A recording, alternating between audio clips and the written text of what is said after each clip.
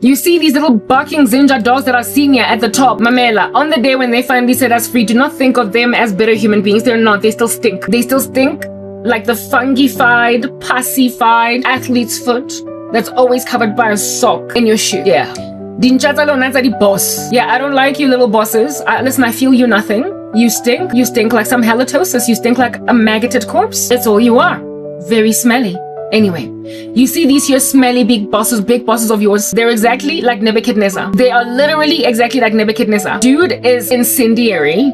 Dude has built for himself a mammoth statue and placed it in the city square and then said this here beastly bomb blast of a mongrelesque freak show. Worship me! Yeah, but then there was like this guy that just wouldn't. Then there were like these guys that just wouldn't. And then these here guys that just wouldn't. When the music was playing, worship Nebuchadnezzar's statue got thrown in a lion's den. Nebuchadnezzar, it was not an attack of conscience that made him take Daniel out of the den. Not Daniel, but who is this?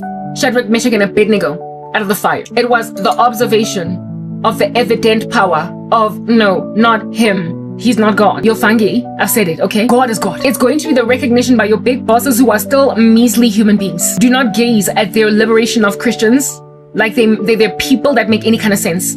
They are snacks, douchebags as a concert. They stink. They're not going to be setting us free because they are righteous. They're setting us free because of the observation that their little big statue was pompous. It was ill erected, ill considered, and frankly, evidently not God, because of the proof of God in Shadrach, Meshach, and Abednego's survival of the furnace. Nebuchadnezzar fished out Shadrach, Meshach, and Abednego out of the fire because obviously their God was God. They see 4 men and the 4th one is like the son of the gods. That's the only reason Nebuchadnezzar extracted them from the fire. It was not because he was a good guy. So your little ugly bosses are gonna set me free.